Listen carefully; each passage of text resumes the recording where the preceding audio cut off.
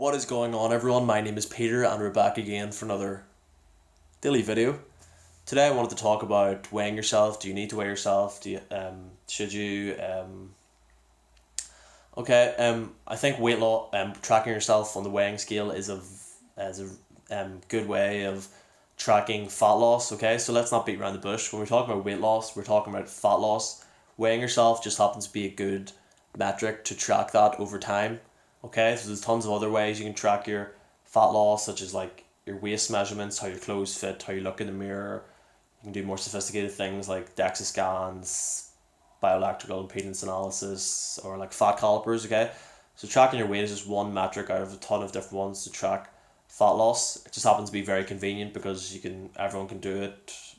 Takes 2 seconds, and okay, so if you track your weight once, that's not very doesn't give you a clear picture of where you are in your body composition wise. Okay, where it becomes really quite reliable is when you track your weight every day under the same kind of conditions. So what you should really be doing is tracking your weight every day, getting a weekly average, and then comparing that to the week before. So if your weekly average of this week is lower than your weekly average of the week before, then you're on the right path.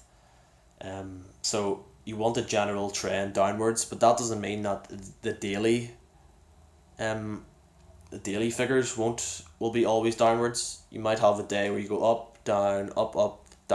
Okay, so can change so much, and that's just due to a ton of different lifestyle factors like how much you slept, how much exercise you've done, how stressed you are, and then like obviously what kind of food you've eaten. So for every gram of carbs you eat, your body pulls in 3 grams of water. So you might have went out on a Saturday and had like a particularly high carb meal, and you might wake up a few pounds heavier. Well, that doesn't mean you've put on a few pounds of fat overnight. That just means that you may have eaten more carbs and also more sodium, which pulls in more water, which will make you weigh way more on the scale. But that extra weight isn't fat necessarily. Of course, you can't put on like 2 pounds of fat overnight unless you had like, I don't know, a billion calories. But yeah, and your body obviously stores waste in your digestive system, which can be up to like um 10 kgs, I think. And of course water weighs has weight to it as well. So the more water you drink, the more weight you will weigh on the weighing scale. Okay, but that doesn't mean you're gonna not drink water. Okay, the scale doesn't tell the whole picture. It's just one metric of weighing yourself. So some people only weigh themselves once a week, but that doesn't really give you a clear picture. What you really want to do is, as I said, weigh yourself every day and track it over time. But don't let that one figure of that day and that morning dictate the whole outcome of your day, of how happy you are or how you think your fat loss is going. Okay, it doesn't have to be going down every day. Fluctuations are common, but what you want is a general trend to be going downwards week after week. So if you want to track your fat loss progress, weighing yourself is probably a good idea.